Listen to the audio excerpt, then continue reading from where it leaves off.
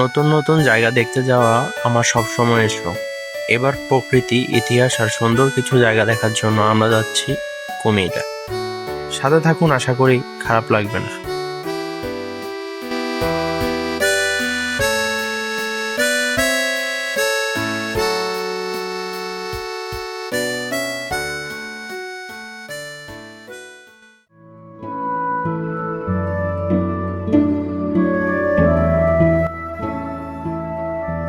আমরা আমাদের এবারের যাত্রা শুরু করছি নোয়াখালী থেকে। মাইজদি থেকে উপকূলের টিকিট কাটলাম 170 টাকা করে। এবার আমাদের ভ্রমণ সঙ্গী মোট 3 জন আমরা। ভিডিওটা দেখতে থাকুন।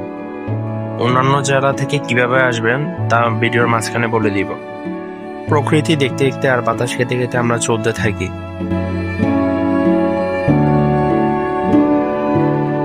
প্রায় 2 ঘন্টা পর আমরা কুমিল্লা বিশ্ব রোড এসে পৌঁছে যাই। সামনে যে ভাড়া চালিত মাইক্রোগুলো দেখতে পাচ্ছেন, আমরা এগুলোতে উঠে পড়ি। জনপ্রতি 30 টাকা করে নিবে। অল্প কিছু সময় পর আমরা কোরবাড়ি বিশ্ব রোড পৌঁছে যাই। আপনারা বাংলাদেশের যে কোনো জায়গা থেকে আসুন না কেন, সর্বপ্রথম চেষ্টা করবেন কোরবাড়ি বিশ্ব রোড চলে আসার। এখান থেকে আমাদের ঘোরাঘুরির আজকের মূল যাত্রা শুরু হচ্ছে। আমাদের প্রথম গন্তব্য স্থান হচ্ছে শালবন বিহার। আমরা এই অটোতে 15 টাকা জনপ্রতি করে উঠে পড়ি। আমরা এখন শালবন বিহারের সামনে, পাশেই হচ্ছে ময়নামতি জাদুঘর।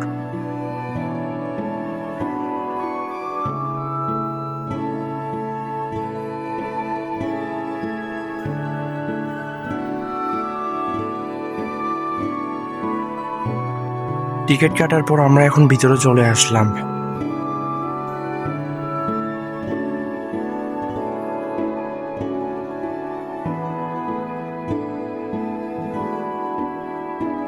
শালবন বিহারের ইতিহাস সম্পর্কে আপনাদেরকে একটু জানানো উচিত। এই শালবন বিহার 7ম শতাব্দীর অন্যতম একটি নিদর্শন এবং এর চারপাশে একসময় প্রচুর শাল ও গজারের বন ছিল বলে এর নাম হয় শালবন। এখানে ভিক্ষুরা একসময় ধর্মচর্চা করতেন। 1955 সালে প্রত্নতাত্ত্বিক খনন কার্যের ফলে এই নিদর্শনটি উন্মোচন হয়। খননকালে বিভিন্ন জিনিস পাওয়া যায়, যার মধ্যে বেশিরভাগই ময়নামতি জাদুঘরে সংরক্ষিত। তারপর আমরা এই উঁচু জায়গাগুলোর দিকে চলে আসি। উপরে উঠে দেখার চেষ্টা করলাম যে ভিতরে কি। ভিতরে দেখতে পেলাম এগুলো সম্পূর্ণ খালি, তাছাড়া আর কিছু নেই এর মধ্যে।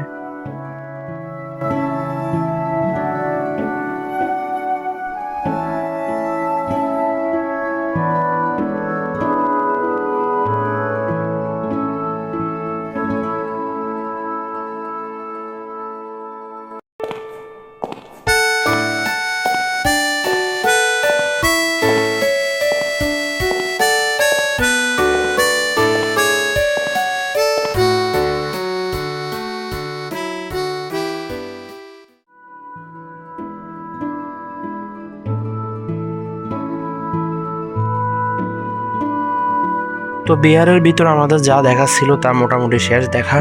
আমরা এখন বের হয়ে পড়ব। আমাদের যেহেতু কুমিল্লা আসতে আসতে দেরি হয়ে গিয়েছিল, তাই ভাত খাওয়ার সময় প্রায় চলে যাচ্ছিল। তো আমরা বিহার ঘোরাঘুরি শেষে খাওয়া দাওয়ার জন্য পাশে একটা হোটেলে ঢুকে পড়লাম। তো আমরা ভর্তা আর একটা সবজির প্যাকেজ নিয়ে ফেললাম। আমরা এখন যাচ্ছি নব শালবন বিহারের দিকে। তবে আপনাদেরকে বলে রাখি, শালবন বিহারের পাশেই কিন্তু ময়নামতি জাদুঘর। আপনারা যারা জাদুঘর ভালো লাগে তারা ঘুরে দেখতে পারেন। আমাদের হাতে সময় বেশি ছিল না বলে আমরা এখন নব শালবন বিহারের দিকে যাওয়া শুরু করি।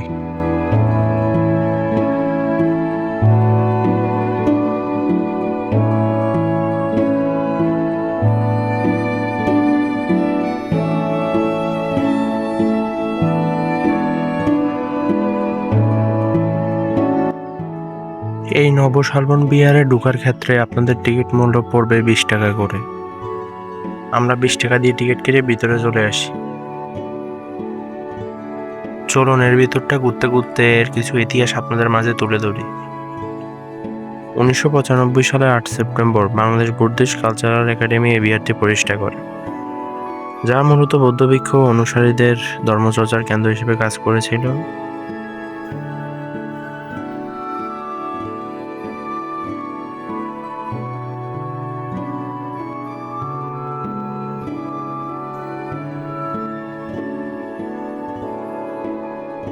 সিঁড়ি দিয়ে উপরে ওঠার পর আপনারা ডান পাশে একটি রুম দেখতে পারবেন। এটি সম্ভবত মেইন উপাসনালয়। এটি দিনের নির্দিষ্ট সময়ে খোলা থাকে আর বাকি সময় বন্ধ হয়ে থাকে।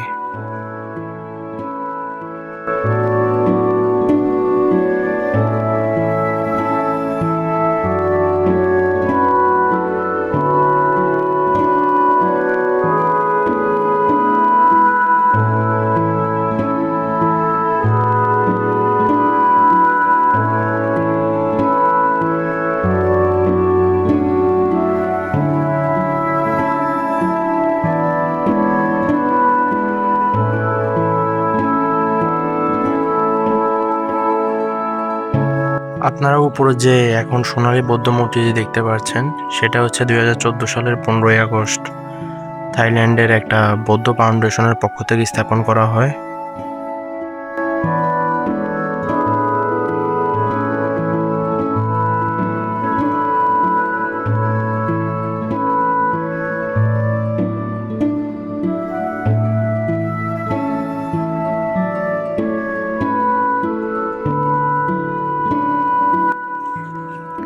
তো ঘোরাঘুরি শেষ আমাদের। আমরা এখন একটি অটো নিয়ে কোটবাড়ি চলে যাই। এক্ষেত্রে আপনাদের থেকে ভাড়া নেবে 20 টাকা করে।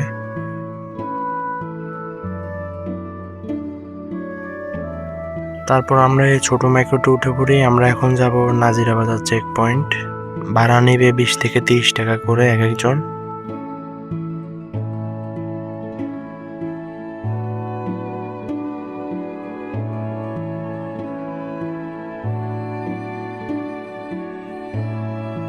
আমরা এখন নাজিরা বাজার চেক পয়েন্ট থেকে গাড়িতে করে রূপসাগর পার্কে চলে যাব। আপনারা চাইলে হেঁটেও যেতে পারেন, সামনেই রূপসাগর পার্ক। ভিতরে ঢোকার জন্য টিকিট মূল্য 100 টাকা করে। তো আমরা 3টা টিকিট নিয়ে নিই। ভিতরে ঢুকলে আপনারা লেক বা পুকুরের মতো একটা অংশ দেখতে পারবেন, এই যে সামনে দেখা যাচ্ছে। এখানে ভিতরে বোট রাইডের ব্যবস্থাও আছে, আপনারা চাইলে উঠতে পারেন।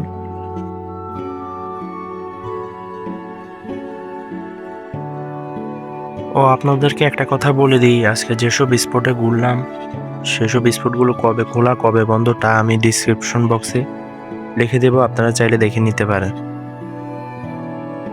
যারা এতক্ষণ ধরে ভিডিও দেখে চলে যাওয়ার চিন্তায় আছেন তাদেরকে বলবো একটু দয়া করে কমেন্ট করবেন ভিডিওটা কেমন লাগছে, এবং চ্যানেলটি একটু সাবস্ক্রাইব করে দিবেন এবং একটি লাইক দিবেন। আর যদি কোনো কিছু জানার থাকে অবশ্যই কমেন্ট সেকশনে জানাবেন।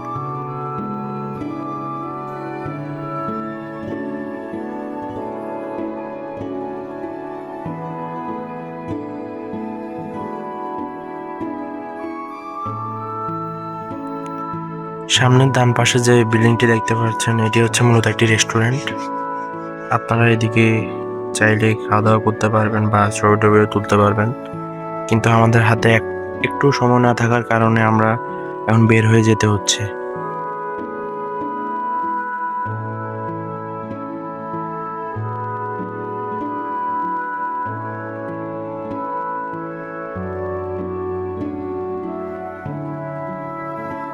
কুমিল্লায় এসে যদি রসমলাই না খাই তা তো হতে পারে না। তবে আমরা কিন্তু এবার মাতৃভান্ডার যাব না, আমরা যাব বিশেষ এক জায়গায়। আমাদের সাথেই থাকুন, দেখতে পারবেন। তো আমরা একটা রিক্সা নিয়ে আলেখাপুর বিশ্ব রোডের উদ্দেশ্যে রওনা করি। ভাড়া নিয়েছিল 120 টাকা। আমরা সিএনজিতে উঠে পড়ি 3 জন, জনপ্রতি নেবে 30 টাকা করে। তবে ওঠার সময় আপনারা ভালোভাবে বলে নেবেন যে আপনারা রঘুপুর মিষ্টি ঘরের সামনে যাবেন, না হলে আমাদের মতো আপনাদেরকেও একটু আগে নামিয়ে দিবে।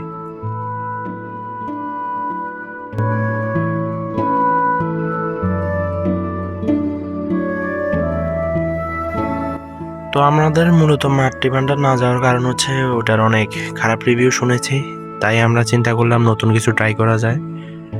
দেখতে দেখতে বিদায় নেওয়ার সময় চলেই আসলো।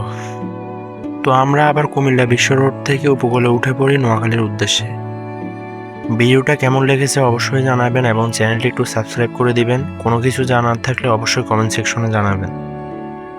আজকের মতো বিদায়, দেখা হবে নতুন কোনো ভিডিওতে নতুন কোনো জায়গায়।